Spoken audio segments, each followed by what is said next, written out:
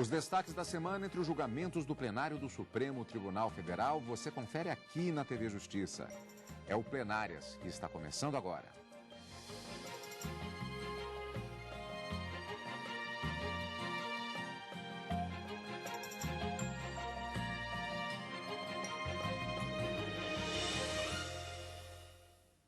Hoje, com os principais momentos das sessões dos dias 28 e 29 de agosto de 2013. Karina, andamos mais um pouquinho no julgamento dos recursos, especificamente os embargos de declaração, na ação penal 470. Essa semana foi bastante produtiva, já que 5 embargos de declaração foram resolvidos pelo plenário do Supremo Tribunal Federal e começou já o julgamento dos embargos de declaração de João Cláudio Genu, mas ainda não finalizado em razão de um pedido de vista do ministro Roberto Barroso, levantado uma dúvida, na verdade, por conta dos comentários feitos pelo ministro Ricardo Lewandowski acerca da aplicação da dosimetria da pena no crime de lavagem de dinheiro. Nós vamos destrinchar um pouco mais adiante no nosso programa. Mas uma semana bastante produtiva, já prometido para a próxima semana, inclusive a continuidade dos julgamentos, inclusive desse embargo de declaração de João Cláudio Genu, com uma possibilidade de finalização dessa fase da recursal, pelo menos dos embargos de declaração, na ação penal 470 para a semana que vem. Com a possibilidade, isso sendo concluído realmente, que passemos aos chamados embargos infringentes, mas isso é uma outra história. Exato. Vamos, portanto, verificar como foi o andamento das sessões do Supremo Tribunal Federal nesta semana. Na sessão desta quarta-feira, o plenário analisou os embargos de declaração apresentados pelas defesas dos réus Marcos Valério, José Genuíno e Pedro Henri. Os ministros retomaram a análise dos valores das multas aplicadas ao publicitário Marcos Valério. Foram mantidos os 93 dias multa tanto para o crime de lavagem de dinheiro quanto de corrupção ativa. Já o valor de cada dia multa foi reduzido de 15 para 10 salários mínimos. O ministro Celso de Mello justificou que não havia discrepância, como alegava o réu.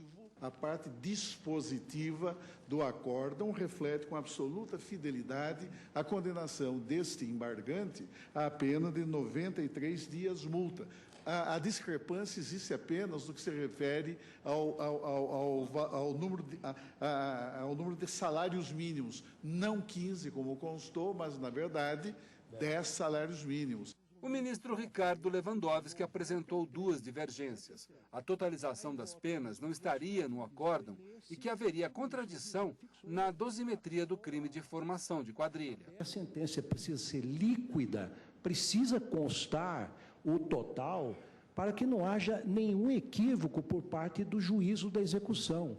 Até porque, como nós sabemos, os benefícios prisionais, os benefícios da lei de execução penal são calculados sobre o total da pena. Para o presidente do Supremo, ministro Joaquim Barbosa, o tempo de todas as penas está totalmente esclarecido. Foi dito claramente ao final do voto qual era, qual era a condenação, qual era a pena de multa. E, a não ser em 1 ou 2 casos, houve essa totalização, mesmo porque ela não é necessária. Se estiver indicado claramente, para cada item, como foi feito, não vejo necessidade dessa totalização. Quanto à dosimetria, o ministro Celso de Mello deixou claro que cada circunstância judicial foi amplamente discutida. Se é certo que nenhum condenado tem direito público subjetivo à estipulação da pena base em seu grau mínimo, também não é menos exato, segundo o magistério jurisprudencial deste Supremo Tribunal, que não se mostra lícito a qualquer magistrado sentenciante, nem mesmo a esta Corte, proceder a uma especial exacerbação da pena base, exceto se o fizer, tal como fez o plenário do Supremo Tribunal Federal, no caso em julgamento, em ato decisório adequadamente motivado. O voto do ministro Ricardo Lewandowski foi vencido. Os demais ministros acompanharam o voto do presidente do Supremo, o ministro Joaquim Barbosa. Os ministros também julgaram os embargos de declaração do deputado federal José Genuíno, condenado por corrupção ativa e formação de quadrilha a 6 anos e 11 meses, mais multa de R$ 468 mil. Ele alegou cerceamento do direito de defesa, além de omissão, obscuridade e contradição nos votos dos ministros Luiz Fux, Rosa Weber, Celso de Mello e do presidente do Supremo na época, ministro Aires Brito. Acolhidos parcialmente os embargos, única e exclusivamente para correção de erro material.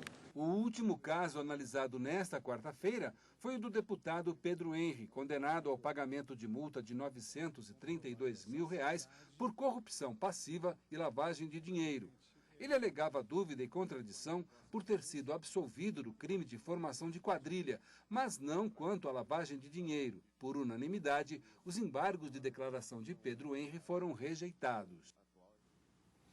Bem, Karina, então vamos checar novamente, vamos fatiar, como eu digo sempre, os temas do julgamento da sessão plenária da quarta-feira. Então, pela ordem, primeiramente, julgados os embargos de declaração, primeiramente de Marcos Valério. Na verdade, o fechamento do tema, na medida em que também houve uma dúvida na semana anterior, exatamente em relação a alguns dos argumentos apresentados por Marcos Valério. Então, foi retomado o julgamento na sessão plenária da quarta-feira. Como é que podemos falar de maneira geral, enfocando estes embargos de declaração especificamente? Esses embargos de declaração, ele foi julgado parcialmente procedente e com efeito modificativo.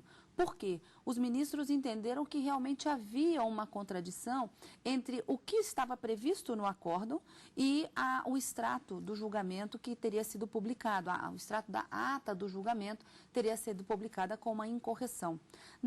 No julgamento, prevaleceu o voto do ministro Ricardo Lewandowski, que, como a gente disse, era revisor da ação penal à época e acabou prevalecendo o seu voto no que tange à pena pecuniária, a pena acessória, o valor da multa que deveria ser aplicada a Marcos Valério nos crimes de lavagem de dinheiro e de corrupção.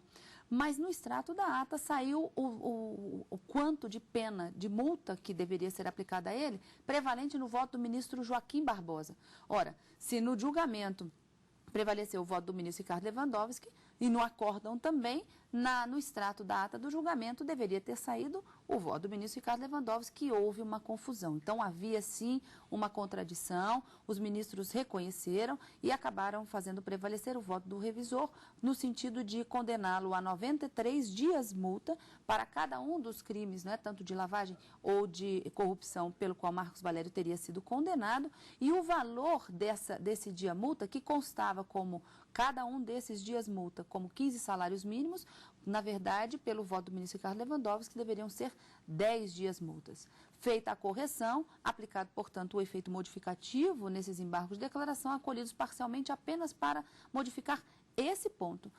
Nas demais questões alegadas de omissões que eventualmente teria havido nesse acórdão, os ministros refutaram todos os outros argumentos, dando parcial provimento, portanto, apenas nessa questão. Aliás, esse é um ponto importante, Karina, que é o fato de que nós temos, nestes embargos de declaração, vários argumentos normalmente apresentados. São sequências de argumentos no sentido de tentar modificar eventualmente aspectos da sentença que já foi prolatada, que já foi dada pelo plenário do Supremo Tribunal Federal. Da mesma forma, também foram apresentados diversos argumentos em relação a outro dos condenados, que é o deputado José Genuíno. Karina, como é que podemos também fazer um panorama geral em relação aos argumentos apresentados e a decisão do plenário, especificamente em relação ao atualmente com mandato parlamentar do deputado José Genuíno?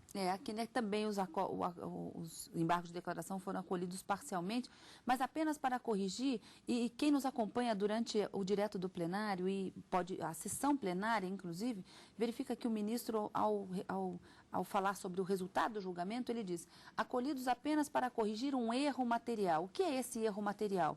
É alguma informação equivocada que vai ser corrigida, mas que não vai interferir em nada no resultado final daquele julgamento. Então, a pena continua a mesma. Nesse caso de José Genuíno, os ministros acolheram parcialmente também para corrigir um erro material. Qual? O nome do advogado, do patrono de José Genuíno, que constou no julgamento, na ata do julgamento, que foi publicada, não teria sido o mesmo que o teria defendido e apenas essa correção foi feita e, por isso, acolhidos parcialmente os embargos. Mas José Genuíno alegava cerceamento de defesa, de que, que ele não teria tido a chance de se defender da forma como ele gostaria que, na verdade, os ministros não levarem em consideração os seus argumentos de defesa e que, portanto, teria havido esse cerceamento. Alegava também, como todos os demais, omissões, contradições no acórdão, mas todos foram refutados pela Suprema Corte e apenas nesse ponto, com relação à identificação correta do seu patrono, do seu advogado, é que os embargos foram providos para, nesse ponto, serem acolhidos.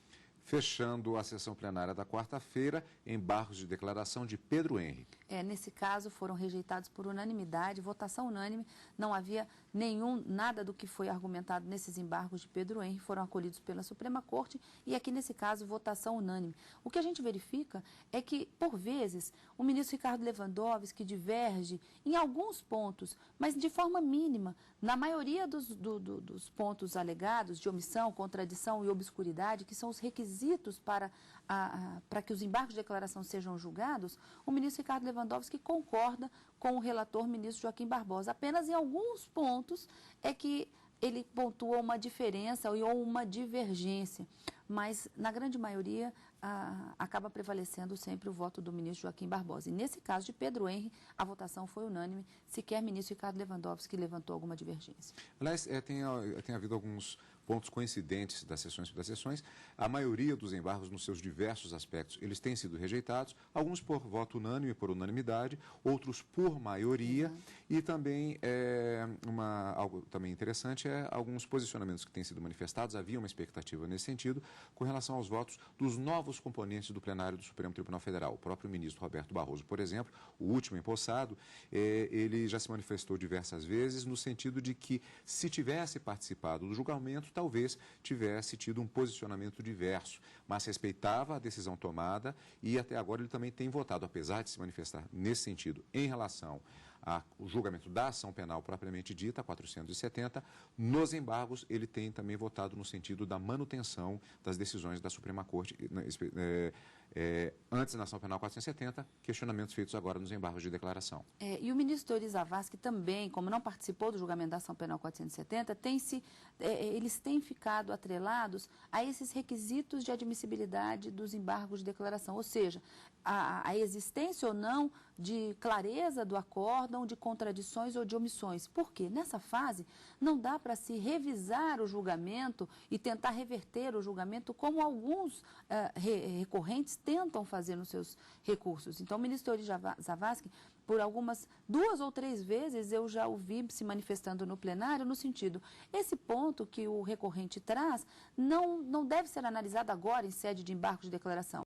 Possivelmente, após o trânsito em julgado, uma ação revisional, uma ação de revisão criminal pode tentar reverter aquele caso, como, por exemplo, a aplicação da dosimetria da pena em alguns pontos em que foram discutidos, mas não aqui em sede de embargos de declaração. Então, os ministros eles têm se atentado aos requisitos dos embargos de declaração. Então, esse tem sido o posicionamento tanto do ministro Barroso quanto do ministro Teori Zavascki, que não participaram do julgamento da ação penal. Um outro ponto que também tem sido coincidente é o fato de que nós temos tido o julgamento de embargos de declaração e, ao final das sessões, também tem havido uma outra coincidência. Dúvidas que têm sido levantadas em relação a alguns desses processos. Tivemos agora a continuidade do julgamento de Marcos Valério, encerrado justamente os embargos de declaração, e na primeira semana de julgamentos nós tivemos uma situação relativa ao caso do Bispo Rodrigues, que teve a continuação justamente na semana posterior. E na quinta-feira nós tivemos novamente também um ponto que ficou, como você já adiantou, a ser abordado na próxima sessão por conta do pedido de vista do ministro Roberto Barroso. Vamos já analisar essas questões, Karina? Primeiro vamos conferir o panorama geral de como foi a sessão plenária da quinta-feira, dia 29. Mais embargos de declaração foram julgados e o repórter Adilson Mastelari também acompanhou. Os ministros examinaram as alegações do empresário Cristiano Paz, ex-sócio do publicitário Marcos Valério. A defesa alegou erro material no somatório das penas, omissão, contradição e obscuridade em vários pontos do acórdão. quase todas as alegações foram rejeitadas, vencidos apenas os ministros Marco Aurélio e Ricardo Lewandowski. A Corte acolheu somente a alegação de erro material referente ao total da pena que constava na decisão para retirá-la do texto. A correção matemática, no caso, é desnecessária, da mesma forma que erros gramaticais também não conduzem à necessidade de correção do acórdão por erro material. É que esse somatório das penas não foi submetido à votação, mas sim as penas individualizadas aplicadas a cada um dos réus que foram condenados. Os ministros analisaram também os embargos de declaração do ex-ministro-chefe da Casa Civil, José Dirceu. O presidente do Supremo rejeitou todas as alegações da defesa. Divergiram os ministros Dias Toffoli, Ricardo Lewandowski e Marco Aurélio quanto à dosimetria aplicada ao crime de quadrilha. Entendo que tal fato circunstancial, valorado duplamente na primeira e na segunda fase, com a devida vênia novamente, em sua essência, é o mesmo.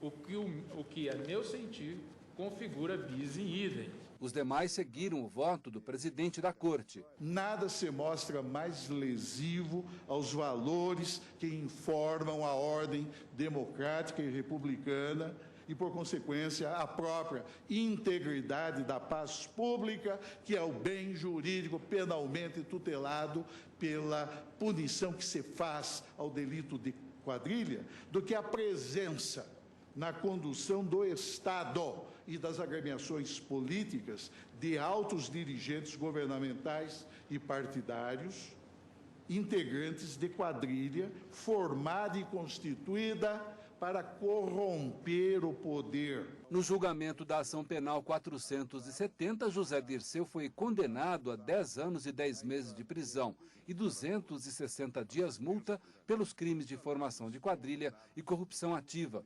As penas foram mantidas no julgamento desta quinta-feira. Pois é, Karina, então vamos checar como foi a sessão plenária da quinta-feira, fatiando mais uma vez. Pela ordem, embargo de declaração de Cristiano Paz. No caso do Cristiano Paz, os ministros, e aqui por maioria também, porque o ministro Ricardo Lewandowski divergiu em um ponto no que tratava de, buscava-se com esses embargos de declaração, que fosse declarado o total da pena ao qual Cristiano Paz teria sido condenado. E na quarta-feira esse ponto já havia sido discutido pela Suprema Corte, de que os embargos de declaração não teria esse condão e, portanto, nesse ponto havia sido rejeitado. Mas o ministro Ricardo Lewandowski coloca esse ponto novamente e o que ficou acordado aqui, do acolhimento parcial desses embargos de declaração, foi apenas para suprimir da parte final do voto do ministro Joaquim Barbosa, que nessa condenação prevaleceu, o total da pena que havia sido declarada, porque ele questionava nos embargos que o total da pena declarada no acórdão não era o equivalente ao que ele realmente teria sido condenado, inclusive até teria sido condenado a uma pena maior e ele buscava esse esclarecimento nos embargos de declaração. Então, para resolver o problema, já que na quarta-feira os ministros já haviam decidido que não deveria haver esse somatório feito pela Suprema Corte, a declaração do quantum de pena cada um dos réus deveria cumprir, o ministro Joaquim Barbosa julgou parcialmente procedente os embargos para retirar da parte do seu voto aquela expressão em que ele computava a pena total de Cristiano Paz. Apenas nesse ponto, então, na verdade, sem efeitos modificativos também, um erro, simplesmente, nenhum erro, né? É uma supressão que foi feita do acórdão no voto do ministro Joaquim Barbosa. Embargos de declaração de José Dirceu. No caso dos embargos de José Dirceu, houve uma discussão um pouco maior sobre uma questão que foi trazida do bis in idem, ou a proibição desse princípio do bis in idem. Bis in idem significa que você não pode ser condenado duas vezes pelo cometimento de um mesmo crime. E avançando um pouco mais, a doutrina vai além, diz que no momento de se calcular a pena de um acusado, não se deve levar em consideração, já que a pena ela é calculada em 3 fases, um mesmo fato, uma mesma circunstância, não pode servir ao mesmo tempo para a fixação da pena base e como agravante, por exemplo. Você utilizaria uma única circunstância 2 vezes no momento do cômputo da pena. Nesse caso de José Dirceu, o ministro Dias Toffoli abriu a divergência em relação ao ministro Joaquim Barbosa para entender que teria havido sim um bis in idem, ao se considerar a circunstância, o fato de que José Dirceu teria sido o mandante, o coordenador de toda a trama que levou às condenações, tanto na fixação da pena base, como na agravante, na aplicação do artigo 62, inciso 1 do Código Penal. E que isso não seria possível, que, portanto, a pena deveria, essa dosimetria da pena deveria ser recalculada, refeita.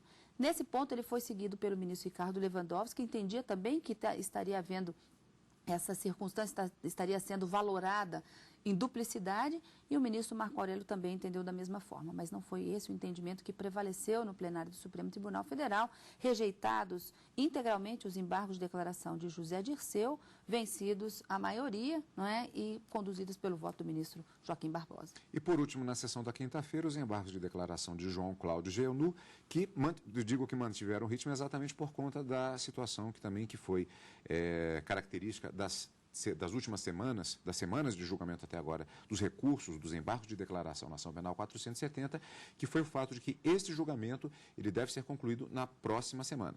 Aqui o ponto polêmico foi justamente no crime de lavagem de dinheiro e a dosimetria da pena mais uma vez.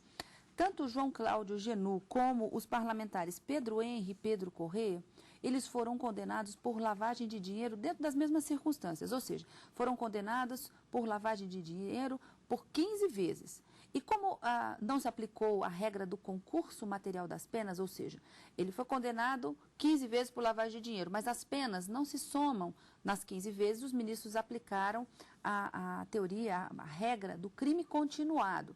E, de acordo com o Código Penal, aplicando-se essa regra, aumenta-se a pena, pega a pena de um crime apenas de lavagem de dinheiro, como se ele tivesse cometido um só, e aplica a majorante, vamos dizer assim, de 1/3 ou 2/3 do crime continuado. E a alegação aqui de João Cláudio Jeanu é de que os mandantes, né, os possíveis mandantes do crime de lavagem de dinheiro, que teriam sido os parlamentares, tiveram aumentada sua pena à base de 1/3 em razão da continuidade delitiva. E ele, que teria sido mandado, né, o assessor, teria tido na sua condenação o aumento de 2/3 em razão da continuidade delitiva. Então, haveria aqui uma desproporcionalidade, uma aplicação de forma desigual do crime continuado, da causa de aumento de pena em razão do crime continuado. Houve uma dúvida aqui que foi sugerida pelo ministro, nesse caso, nessa contradição, o ministro Roberto Barroso preferiu pedir vista e na semana que vem, na quarta-feira, a promessa é de que esse seja o primeiro julgamento da sessão da quarta-feira para finalizar mais um embargo de declaração com o resultado final. E logo que pediu vista, o ministro Roberto Barroso disse, inclusive, que há outro embargo de declaração com essa mesma observação de que teria havido essa diferença em relação ao crime continuado e que talvez deve ser julgado também na semana que vem de Breno Fischberg. Então, vamos aguardar a semana que vem a conclusão do julgamento desses embargos e dos demais que agora faltam poucos. E vamos acompanhar ao vivo direto do plenário. E a semana também foi marcada no Conselho Nacional de Justiça pela cerimônia de posse de 8 novos conselheiros. Eles vão exercer um mandato de 2 anos e analisar causas importantes envolvendo o controle interno do Judiciário. O presidente do CNJ e do STF, ministro Joaquim Barbosa, deu boas-vindas aos novos conselheiros. Junto com ele, na mesa de honra, o vice-presidente da República, Michel Temer, e a procuradora-geral interina da República, Helenita Ascioli. Cada um dos novos conselheiros assinou o termo de posse. A desembargadora Ana Maria Duarte Amarante Brito, do Tribunal de Justiça do Distrito Federal. O desembargador Flávio Portinho Cirângelo, do Tribunal Regional do Trabalho da 4ª Região. A juíza Débora Ciossi, do Tribunal de Justiça do Estado de São Paulo. O juiz Saulo José Casale Bahia, do Tribunal Regional Federal da 1ª Região. O juiz do Trabalho Rubens Curado Silveira. O promotor de justiça Gilberto Valente Martins, o único reconduzido a mais 2 anos de mandato, o advogado Paulo Eduardo Pinheiro Teixeira e o consultor legislativo do Senado, Fabiano Augusto Martins Silveira. Todos ocuparam seus lugares no plenário. Fiscalizar o cumprimento dos deveres funcionais dos magistrados exigirá equilíbrio, serenidade e, especialmente, amor à justiça, tolerância, transigência, corporativismo não devem balizar as nossas decisões disciplinares. O presidente do CNJ, ministro Joaquim Barbosa, explicou por que é importante a renovação do Conselho. Permite a emergência de um colegiado diversificado, com representatividade e que dignifica o controle da administração da justiça, garantindo-se o desempenho da missão constitucional deste órgão constitucional de ordenar o planejamento do Poder Judiciário, com vistas à melhoria da sua gestão e ao aprimoramento da entrega da prestação jurisdicional de maneira cada vez mais eficaz. Ainda durante o discurso, o presidente do STF do CNJ, ministro Joaquim Barbosa, destacou a participação das mulheres na composição do Conselho. Esta é a primeira formação que passa a ter 4 representantes. Uma iniciativa do ministro Joaquim pela igualdade. Para mim é uma honra poder representar a magistratura paulista e ser uma mulher. Eu acho que essa novidade no Conselho com 4 mulheres é um grande avanço para o judiciário. Todos sabem que terão um grande desafio. É o momento em que a nova composição começa a buscar os seus primeiros entendimentos e, pessoalmente, me sinto muito motivado a participar deste órgão de controle tão importante, tão definitivo para a história do judiciário brasileiro, cujas iniciativas têm realmente trazido muita qualidade, eficiência e probidade ao poder da República, essencial, como é o Poder Judiciário. No início de setembro, eles já participam da primeira sessão com a nova formação do CNJ. O grande valor do Conselho Nacional de Justiça, como aliás acabou de referir o vice-presidente Michel Temer, é que ele congrega todo um tecido que representa o judiciário brasileiro, com não só os juízes, como é o meu caso, mas os integrantes do Ministério Público, os membros da advocacia. E, enfim, essa composição ela vai estabelecer o seu modus operandi, a sua maneira de convívio, que com certeza, pelo que já se viu, será muito amigável.